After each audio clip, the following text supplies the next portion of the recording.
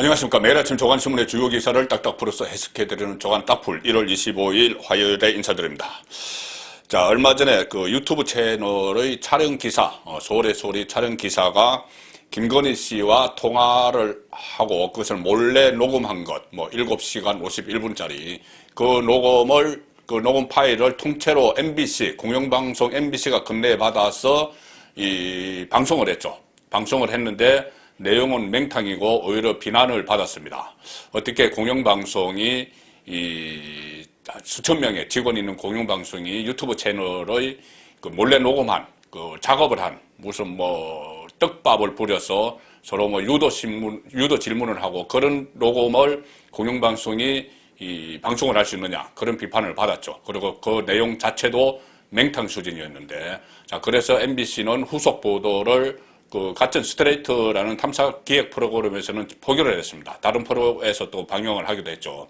자, 그런데 그 이명수, 서울의 소리 촬영기사 이명수 씨가 전화로 몰래 녹음한 것, 그것은 MBC가 방영을 했죠. 그런데 오늘 아침에 KBS가 이번에는 똑같은 인물 이명수 씨가 김건희 씨를 직접 만나서 녹음을 한, 또 몰래 녹음을 한, 그것을 오늘 아침에는 KBS가 또 방송을 했습니다. 공영방송 KBS. 특히 KBS는 국민 수신료를 가지고 수신료로 운영이 되는 것이죠. 국민 세금으로 운영되는 KBS에서 이 유튜브 채널에서 몰래 녹음한 정치적 목적을 가지고 몰래 녹음한 내용을 또 아침에 방송을 했습니다. 자, 그런데 그 내용은 맹탕이었습니다. 오히려 윤석열 후보에게 좀 유리한 쪽으로 여론이 흘러갈지도 모르는 그런 내용들을 담았는데 이것을 KBS가 마치 무슨 특종인 것처럼 단독 이렇게 해서 보도를 했습니다. 내용은 MBC 보도처럼 맹탕 수준이고 오히려 윤석열에게 유리할 수도 있는 대목도 나옵니다. 자, 아침에 방송을 했으니 인터넷판입니다. KBS 뉴스 인터넷판을 보시면은 단독 이렇게 해서 김건희 우리 만난 건 비밀로 코바나 홍보 강의 녹취 살펴보니 자, 우리 만난 건 비밀로 이걸 제목을 뽑았는데 다른 내용이 별 게 없기 때문에 이걸 제목으로 뽑은 것 같습니다. 우리 만난 건 비밀로. 자, 허려서 잘 안 보이실 것 같은데 이 녹취가 코바나 홍보 강의, 코바나 컨텐츠, 김건희 씨가 운영하는 전시 기획사죠. 코바나 컨텐츠에 그때 이명수가 가서 직원들 몇 명을 앉혀놓고 강연을 했다고 하는데 한 30분 동안 이런저런 이야기를 하고 갔죠. 그걸 이명수가 또 몰래 녹음을 한 겁니다. 몰래 녹음을 해서 우리 만난 건 비밀로 이렇게 이 제목을 뽑았는데 KBS 뉴스에서 그걸야 사적으로 이렇게 서로 선거 관련 이야기를 했으니까는 우리 만난 거는 비밀이야 이렇게 이야기할 수 있는 거죠. 그걸 내용으로 뽑을 만큼 실질적인 녹음이 된 대화 내용은 별다른 게 없다는 이야기입니다. 자, 기사 내용은 이겁니다. KBS가 또 다른 녹음 파일을 확보를 했다. 서울의 소리 이명수 기자가 지난해 8월에 김 씨의 코바나 컨텐츠 사무실에서 진행한 이른바 홍보 강의 녹음 파일이다. 그리고 그 아래 사진을 보시면은 이 KBS 취재진과 서울의 소리 사무실에서 이명수가 같이 코바나 컨텐츠 홍보 강의 관련 녹음 파일을 서로 막 확인을 하는 이런 사진까지 아래다 실었습니다. 자, 그리고 이런저런 기사가 있는데 이런 내용이 있습니다. 녹취록을 보면 김건희 씨는 이 기자 강의가 시작되기 전에 이렇게 이야기합니다. 맨날 약 먹고 아파서 누워있다. 약을 먹어서 조금만 있다가 일어나겠다. 라면서 양해를 구하는 대목이 나온다. 자, 이 대목. 얼마 전에 김의겸, 국회의원 김의겸이 그렇게 이야기했죠. 이명수가 갔는데 김건희 씨가 누워 있다가 잠깐 일어나서 인사하고 다시 누워서 있었다. 그러니까는 사람을 하대한다. 금방지다. 이런 취지로 이야기를 했죠. 이 대목은 쏙 뺐습니다. 내가 맨날 약을 먹고 아파서 누워있다. 약을 먹어서 조금만 있다가 일어나겠다. 이렇게 양해를 구한 것도 쑥 빼고 했죠. 그것이 이 KBS에서 녹음을 방송한 데서 확인이 됐습니다. 김의겸이 중요한 부분은 빼고 여론을 호도를 하려고 했구나. 그것이 확인이 됐죠. 그리고 실제로 김건희 씨가 강의와 대화가 2시간 가까이 진행된 대화가 2시간 가까이 진행된 뒤에 등장을 합니다. 30분 정도 강의라는 걸 하고 또 서로 막 이야기를 하고 한 그 이후에 거기서 이 30분 동안 김건희 씨가 대화를 주도를 하는데 그 대화 내용을 보면은 어떻게 보면은 뭐 틀린 말이 거의 없습니다. 주로 조국 전 법무부 장관에 대한 검찰 수사를 언급을 하고 진영 논리에 대해 비판적 견해를 내비쳤다. KBS도 이렇게 이야기합니다. 김건희 씨 코멘트입니다. 객관적으로 조국 장관이 참 말을 잘못했다고 봐요. 그냥 양심 있게 당당히 내려오고 얼마든지 나올 수 있고 딸도 멀쩡하고 나는 딸 저렇게 고생을 보면은 속상하더라고. 조민 씨 이야기하는 거죠. 조민 씨가 뭔 잘못이야. 부모 잘못 만난 거. 처음엔 부모 잘 만난 줄 알았지. 잘못 만났잖아요. 애들한테 그게 무슨 짓이야. 자, 따끔하게 조국을 훈계를 하는 그런 장면입니다. 그리고 김건희 또 이런 말도 합니다. 우리 남편 윤석열 진짜 죽을 뻔했어요. 이 정권을 구하려다가 배신당해서 이렇게 된 거예요. 그 사실을 일반인들은 모르니까 윤석열 저거 완전히 가족을 도륙하고 탈탈 털고 이런 소토리가 나오는 거지. 그렇지가 않습니다. 이 세상이라고 하는 것은 어떻게 남의 가족을 탈탈 털어요. 제가 있으니까 탈탈 턴 거죠. 그런 이야기를 하고 있는 겁니다. 또 김건희 씨 이야기입니다. 정치라는 게 신물이 나는 거야. 내 편만 옳다는 것 때문에 진영 논리는 빨리 없어져야 돼. 하여튼 나는 진보니 이제 보수니 이제 그런 거 없애야 된다고 봐요. 진짜 이제는 나라가 정말 많이 망가졌어요. 자, 그래서 이 윤석열 후보가 검찰총장에서 나오면서 대선에 도전하면서 이런 이 진영 논리에 함몰되지 않고 정의와 공정의 가치로 국민의 심판을 받겠다. 그렇게 대선을 띄고 있는 것이죠. 어떻게 보면 일맥상통하는 이야기를 김건희 씨는 한 겁니다. 그리고 이 상황에서 이 KBS가 뭐 어떤 의도로 이것을 보도를 했는지 모르겠지만은 어쨌든 보도 자체가 저는 어떤 설득력이 없다. 유튜브 관계자들이 몰래 녹음을 한 것을 어떻게 공영방송에서 이것을 마치 김건희 씨에게 타격을 주려고 편집을 했겠죠. 친정권화되어 있으니까 KBS가 타격을 주려고 윤석열 후보에게 타격을 주려고 편집을 했지만 결과적으로 다른 내용이 없으니 겨우 제목으로 뽑은 것이 우리 만난 건 비밀로 이 정도로 제목을 뽑는 겁니다.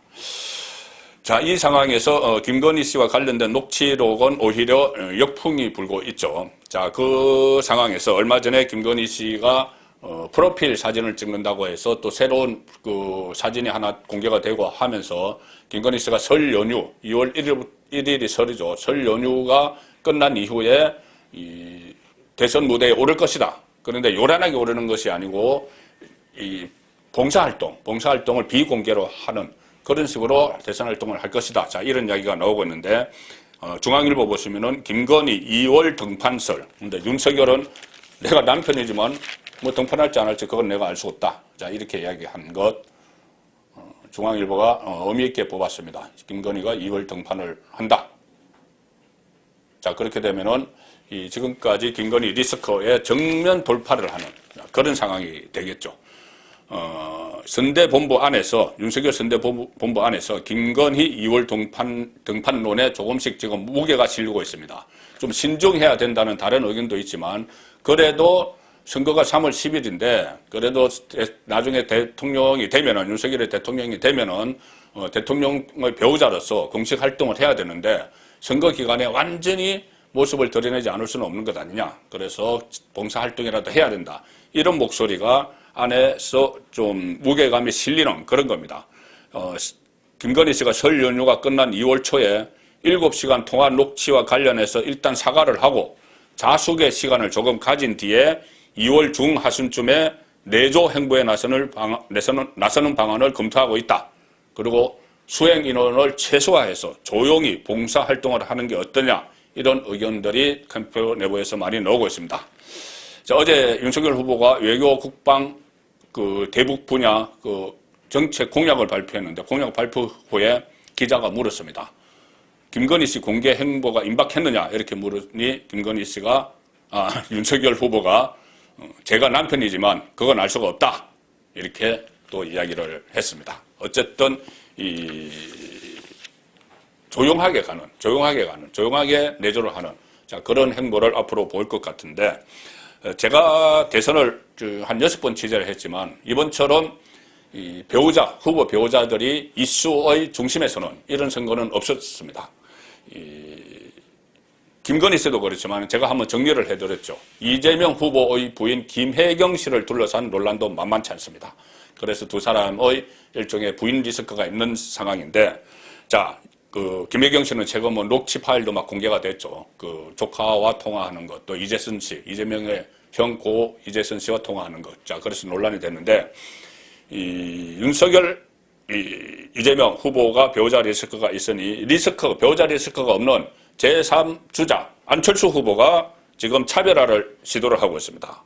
자, 서울대 의대 교수죠. 김미경 씨, 안철수 후보 부인 김미경 씨가 본격 활동을 했고, 딸이 또 미국에서 귀국을 해서 유튜브에 출연을 해서 안철수 후보의 선거를 돕는다고 합니다. 딸이 또 미국에서 얼마 전에 코로나 변이종과 관련해서 논문을 발표한 그 팀에 소속돼 있어서 화제를 모았죠. 안설희 씨.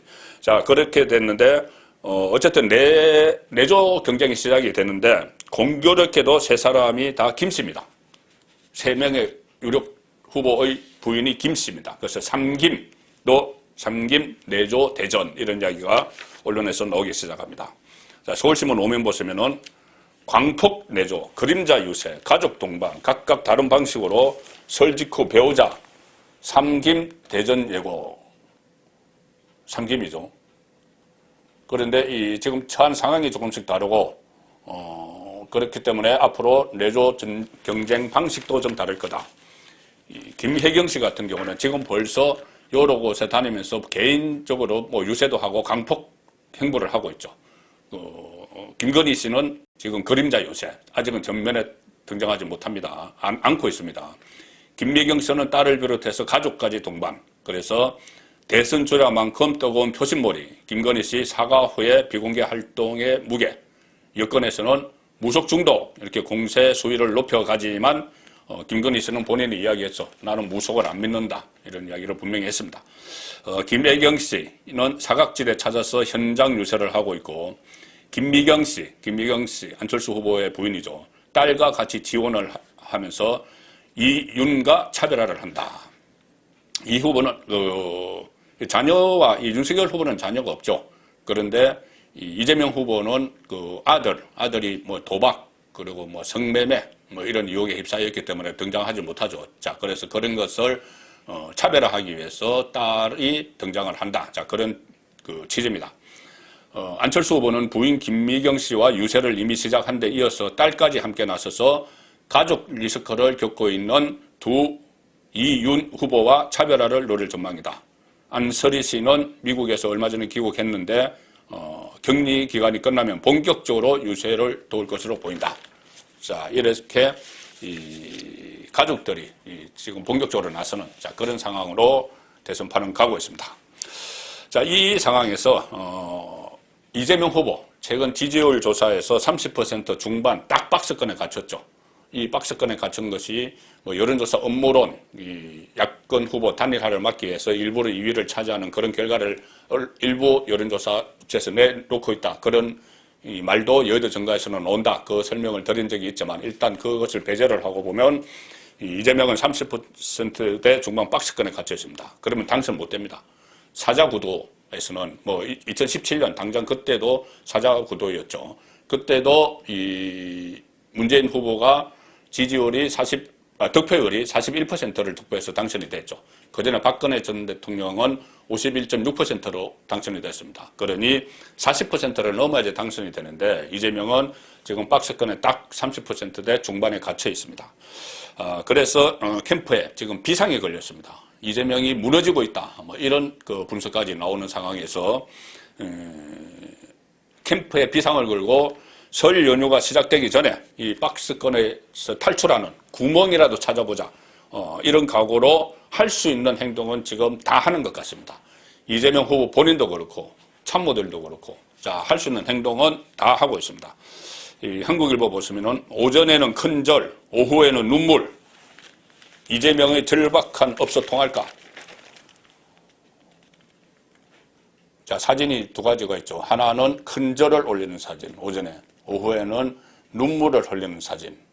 자, 이것이 이 감성에 호소하는 연출이냐, 본심이냐, 그것은 뭐 여러분들이 판단하실 수가 있겠죠. 자, 부족함에 대해 사과, 아니 사죄를 드린다. 이재명이 어제 국민 앞에 오전에 그런 이야기를 했습니다. 우리가 잘못한 게 많고 기대에 부응하지 못한 점이 많다. 그래서 문재인 정부와 민주당의 실정을 사과하면서 큰절을 했습니다. 오후에는 형수 욕설, 이런 가족과의 불화에 대해서 제가 잘못했다 이렇게 말하면서 눈물을 흘렸습니다. 그래서 뭘 해도 좀처럼 통하지 않는 답답한 이 상황, 30%대 박스권이 이어지니 절박한 호소라는 성부수를 띄운 것이다. 이런 분석이 나오고 있습니다. 며칠 전에는 또 그런 이야기까지 했죠. 제가 이번 선거에서 지면 감옥 갈 거다. 이렇게 지지층 결집을 또 유도를 하는 그런 발언도 했고, 그래서 이런 이재명 애원 전략은 지지층 결집, 그리고 중도 무당층 마음을 사르는 고육지책으로 읽히는데, 다만 이런 업소 전략은 선두주자는 하지 않죠. 1위로 치고 나가는 주자는 하지 않습니다. 자신감을 보이죠. 지금 윤석열 보면은 모든 면에서 자신감을 보입니다. 화법도 상당히 간결해졌고, 좀 전에 말씀드린 것처럼 뭐 부인 문제에 대해서 길게 설명 안 합니다. 부인이 공개활동에 나설지 말지, 내가 남편이지만 그건 난 모르겠다 하고 내 갈 길을 뚜벅뚜벅 가는, 이것이 1위 주자, 선두주자의 특징이죠. 뒤처지는 주자가, 조급한 주자가 이렇게 정서에, 감정에 호소하는, 자, 이런 선거 전략을 쓰기 마련이기 때문에 업소는 지고 있는 쪽이 쓰는 전략이라는 점에서 오히려 이재명 후보가 밀리고 있다는 이 점을 여론에 각인시키는, 이런 기대하지 않았던 효과가 나올 수 있다. 자, 이런 분석입니다. 자, 이재명 혼자만 이렇게 할 수는 없죠. 옆에 참모들 같이 동참합니다. 이재명 척근 7인회. 임명직 안 맞는다. 586 용태론 불붙나. 자, 이재명의 가까운 이 국회의원들 중심으로 7명이 7인회, 자기들끼리 그렇게 부르는 모양입니다. 그러면 이것은 이핵관이겠죠. 윤핵관처럼 이재명이 핵심 관계자 7인회. 벌써 이너서클을 안에 구축했다는 그런 비판도 나올 수 있습니다. 이 7인회가 우리가 이재명 정부가 출범해도 선출직은 임명직은 안 맡겠다. 그러니 뭐 국무총리니 장관이니 공기관장이니 이런 건 안 맡겠다. 청와대 들어가는 것 이런 것도 안 맡겠다. 이제 선출직만 하겠다. 국회의원, 뭐 지방선거 이런 데는 하지만 임명직은 안 하겠다. 이런 선언을 했습니다. 7인회 의원들, 7인회 이러니 무슨 뭐 벌써 정권을 잡아서 안에서 뭐 이너서클을 다 구성하는 것처럼 그렇게 되어 있죠. 정성호, 김병욱, 김영진, 임종성, 문진석, 김남국이 국회에서 기자회견을 했고, 얼마 전에 선거법 위반으로 국회의원직을 상실한 이규민 전 의원은 불참을 했지만 7인회 안에 들어갑니다. 국회에서 기자회견을 열어서 이번 정부에서도 보원 인사, 해전문 인사, 진영 인사의 고리를 끌어내지 못했다. 앞으로 국민이 선택해 주실 이재명 정부는 달라야 한다. 이러면서 기득권을 내려놓겠다. 우리부터 기득권을 내려놓겠다. 국민이 선택해 주실 이재명 정부에서 국민의 선택 없는 임명직은 일절 맞지 않겠다. 이렇게 선언을 했습니다. 자, 이거 처음 아닙니다. 과거에도 이런 일이 있었습니다. 제가 취재할 때도 있었는데 서울신문이 그것을 짚었습니다. 이재명 7인의 용태, 97년 동교동계처럼 지지율 반등 성부수 될까? 97년 동교동계, 그때 김대중 후보와 이해창 후보가 맞붙었죠. 김대중 후보는 DJP 연합, 김종필 전 총리와 손을 잡아서 그때 대세론을 구가하던 이해창 후보와 맞서면서 그때 할 수 있는 모든 것을 다 했습니다. 그때 동교동계 가신그룹들이 또 7명입니다. 그때도 7명. 7명이 집권하면은 우리는 임명직에 나가지 않겠다고 그때 선언을 했었죠. 누구냐? 건노갑, 한하갑, 김옥두, 최재성, 설훈, 남궁진, 윤철상, 동교동 비서 출신 핵심위원 7명. 그때도 기자회견을 열어서 집권할 경우 청와대와 정부의 정무직을 포함해 어떤 임명직 자리에도 결코 나서지 않겠다 선언을 했습니다. 그때 이 YS 시절의 가신정치, 상도동계 가신정치가 구설에 올라있던 그 시점이죠. 그래서 동교동계는 집권해도 임명직에 나서지 않겠다 이렇게 선언을 했습니다. 그래서 당시 동교동계 용태선언이 여론에 어느 정도 긍정적 영향을 미쳤는지 과학적으로 측정할 수 없다. 다만 DJ는 결과적으로 박빙의 대선에서 승리를 해서 최초의 수평적 정권 교체를 이뤘다. 그래서 지금도 이게 얼마나 영향을 미칠지는 알 수 없지만 민주당 입장에서는 여론을 감동시킬 수만 있다면 어떤 방법이라도 써야 한다. 이 차원에서 이제 공직에 임명직에 나가지 않겠다 이렇게 선언을 했다는 겁니다. 그런데 제가 여담을 하나 말씀드리면 제가 조금 전에 말씀드린 97년에 그런 선언을 한 건노갑, 한화갑, 김옥두, 최재성, 설훈, 남궁진, 윤철상 이 사람들 중에 한 두 사람한테 그런 이야기를 들었습니다. 그때 괜히 선언을 했다. 임명직 안 나가겠다고. 우리가 다 밥상 차려놨는데 결국 남 좋은 일만 시켰다. 그리고 우리가 임명직 선언을 임명직이 안 나가겠다고 선언했다고 그것이 대선에 얼마나 영향을 미쳤겠느냐. 그것은 거의 없었을 거다. 다만 그때는 뭐든지 해야 되는 그런 분위기였다. 이 이야기. 지금 이재명이 그쪽 심정 같은데 그것이 결과가 DJ처럼 그렇게 나올지 그것은 미지수입니다.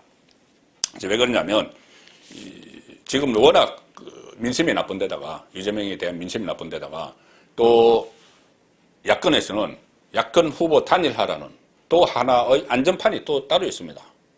자, 그렇기 때문에 이 정도 가지고 민심이 움직일 가능성은 상당히 낮다고 보는 것이고 오늘 동아일보 보시면은 동아일보가 새로 또 여당에서 만든 보고서를 하나 입수를 했는데 서울시당, 민주당의 서울시당에서 만든 보고서인데 여기 보면은 지금 서울 민심이 4.7 때보다 더 나쁘다. 4.7. 작년 서울시장 보궐선거에서 민주당이 박영선 후보가 참패했을 때 그때보다 지금 민심이 더 나쁘다. 서울시 민심. 서울은 성부초죠. 성부초. 최대 성부초 서울의 민심이 4.7 서울시장 재보궐선거 때보다 나쁘다. 이것은 민주당 내부 보고서입니다. 그리고 특히 안철수, 윤석열 안철수와 단일화를 하면은 이재명은 필패다. 이런 보고서가 동아일보가 입수를 했습니다. 이대로 가면 서울은 빨간색이다. 뭐냐? 국민의힘 상징색이죠. 최근 발간된 더불어민주당 내부 보고서에서 진단한 서울의 대선 판세. 이대로 가면 빨간색. 민주당 서울시당 의뢰로 서울 남녀 유권자들 2,500명 여론조사하고 또 그룹 인터뷰해서 막 작성을 한 겁니다. 그래서 이재명 후보의 도전 요인, 불리한 점을 쭉 나열을 했습니다. 그리고 특히 야권 후보 단일화와 관련해서 이 보고서에서는 윤석열 후보로 단일화되면 일부 집단에서는 경합이 일어나지만 안철수 후보로 단일화되면 이재명 후보가 서울에서 이길 곳이 없다. 어쨌든 단일화 시에는 필패 구도다. 단일화를 야권에서 하면은 여당은 필패 구도다. 자, 이런 분석이 나왔습니다. 이 상황에서 지금 윤석열, 안철수 단일화. 어쨌든 이 단일화를 해야 되는 협상파에서는 그대로 가야 된다는 자강파가 있고 협상파에서는 이 설 연휴가 시작되기 전에 뭔가 이를 좀 시작을 해야 된다. 그래야지 연휴 차례상 민심에 밥상머리 민심에 단일화든지 아니면 공동정부 또는 연합정부 이런 메뉴가 올라가도록 해야 된다. 이런 분위기가 있다고 제가 말씀드렸습니다. 그런데 지금 시민단체가 주최하는 이 공동정부 또 단일화 관련 토론회가 있는데 거기에 윤석열, 안철수 쪽의 캠프 사람들이 참석을 해서 첫 토론회를 엽니다. 27일이면 모레죠. 수요일, 모레. 시민단체가 주최하는 토론회에 양쪽 대선 캠프의 유력한 참모들이 참석을 합니다. 그래서 공동정부를 논의를 하기 때문에 자, 이런 것들이 차례상 민심의 단일화, 공동정부를 올리기 위한 시도다. 이렇게 볼 수가 있는 것이죠. 시민단체 통합과 전환이 27일 3구 대선 야권 후보 단일화 문제를 논의하는 토론회를 여는데 그동안 윤석열, 안철수는 단일화에 대해서 언급을 자제를 했죠. 왜 그러냐면 지금 단일화 본인 후보들이 막 꺼내면은 그러면 뭐 단일화 할 후보인데 우리가 굳이 지금 지지를 해야 돼. 좀 더 지켜보자. 이런 말이 나오기 때문에 후보가 본인들은 단일화 이야기를 할 수가 없죠. 참모들은 계속 그런 구상을 하고 있습니다. 토론 주최 측은 이렇게 이야기합니다. 양측 인사들이 이번 대선에서 연합의 정치를 실현해낼 수 있을지를 토론하는 자리에 처음으로 함께 참석하는 만큼 관련 논의의 출발점이 될 수 있을 것이다. 자, 윤석열 후보 쪽에서는 윤석열 후보 직속 정권교체동행위원회라는 게 있죠. 거기서 지역화합본부장을 맡은 김동철 전 의원이 참석을 하고 안철수 후보 선대위에서는 선대위 공동위원장 이신범 전 의원이 참석을 합니다. 그리고 이 강원택 서울대 교수가 차이를 보는데 명분 없는 단일화가 아니라 공동정부 구성, 선거제도 개혁 등 새로운 정치를 위한 연합의 정치를 해야 한다는 취지의 사회가 아니고 발제를 합니다. 강원택 교수가. 자, 이 단일화를 넘어서는 이 연합의 정치. 이것을 지금 안철수 진영에서는 단일화에 대해서 좀 알레르기 반응을 보이고 있죠. 그냥 단일화 그러면은 단일 후보를 거의 뭐 양보하는 것처럼, 윤석열에게 양보하는 것처럼 그렇게 되지만 연합의 정치, 그러면은 이 공동정부가 되기 때문에 그렇게 거부감을 느끼지 않을 수가 있습니다. 그래서 이렇게 되면은, 이번 주말부터 시작되는 설 연휴 기간 동안 밥상머리 민심의 단일화, 이것을 넘어서 공동정부, 윤석열, 안철수 연합정부, 이런 화두도 밥상에 오를 수 있을 것 같습니다. 1월 25일 보내드린 조간딱풀이었습니다.